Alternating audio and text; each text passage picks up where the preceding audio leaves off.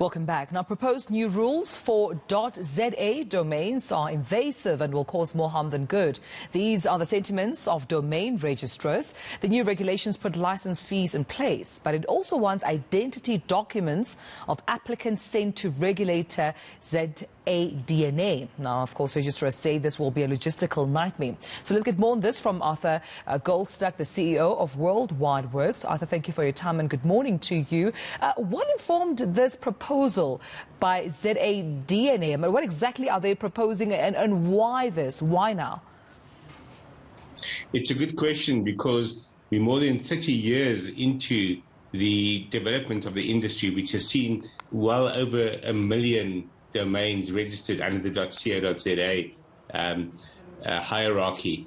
So it seems that it is in tune with what the government is doing with regard to wanting to control what information goes up on the internet. So any content provider that publishes videos online is supposed to submit those videos to the authorities for age ratings and the like. But most commentators agree that it's an effort to control who publishes what or monitor and then take action against people for exceeding their supposed rights in terms of what they can publish online and how they publish it online. So this takes it into another realm, which is the very ability to create a website in the first place where you would need a domain name and you would register that domain name through a domain registrar.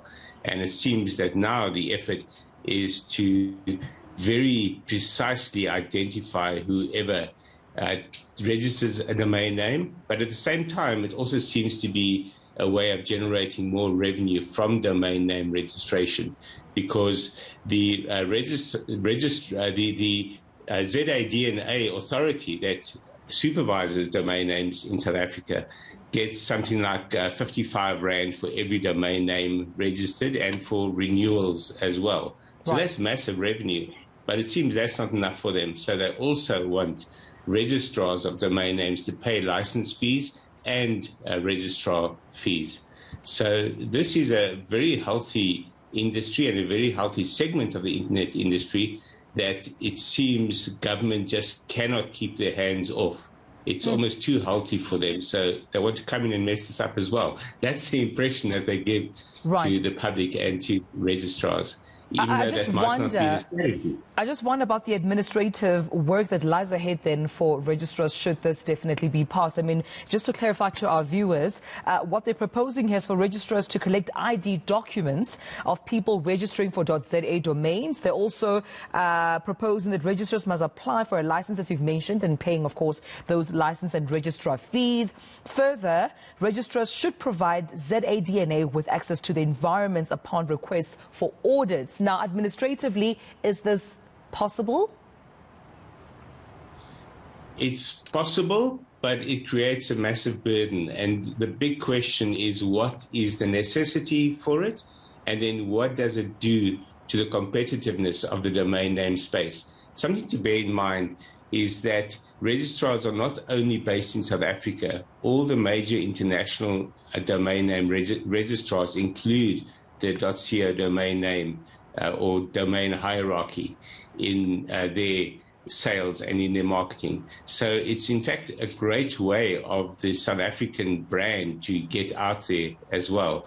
The moment they introduce this, they create massive barriers to the international registrars as well as to the local registrars. But the very idea of having to collect ID documents is a recipe for absolute disaster, both locally and internationally. Internationally, based on the various regulations surrounding privacy and sharing of personal information, it's probably going to be unworkable. When you look at the acts like the POPI Act in South Africa, the Protection of Personal Information, and then the equivalents in other countries like the general regulations on privacy in Europe. Same in other African countries like Nigeria has a very similar law. America is introducing similar laws. It's going to be almost impossible for those registrars to comply with ZADNA's requirements. It can be done. We were exposed to the idea about a decade ago that SARS was going to require Amazon and other major international retailers to collect VAT from South Africans making purchases on their sites. And we all said that's impossible, they would never comply. But they did. So it can be done. But just because it can be done doesn't mean it should be done. And it's going to result in a privacy disaster. In the greater, bigger scheme of things, does it benefit everyone? It seems, you know, the ZADNA is of the view that this proposal, this regulation will actually benefit all role players within the ZA or .za domain ecosystem. You know, as registrars, is that the case? From your perspective, will it benefit everyone involved? No, I think the consensus from all registrars is that it benefits no one. Even ZADNA, ZADNA, which thinks it's going to generate more revenue, will find itself with an administrative nightmare as well. They'll also face court challenges, especially because the regulations allow them or provide for them to have access to the registrar's environments. In other words, they need to be able to access the systems of these registrars. And that, again, is a recipe for court action that is going to tie up ZADNA for years. And the benefits that they have from increased revenue from license fees will probably very quickly be eaten up by legal costs. So it's basically a mess. It's like as if you took Eskom, which is at the moment moving towards allowing for a private generation of electricity, and took it back 20 years to where no one was allowed to provide their own electricity. It's almost as if ZADNA wants to turn back the clock and not recognize the folly of government excessive involvement in regulating fairly competitive arenas of economic activity. Yeah, and I just wonder, with that being said, in closing, if they've considered the risk of registrars actually seeking alternatives like .africa.com, for instance, which registrar seems to be of the view that it has less government interference.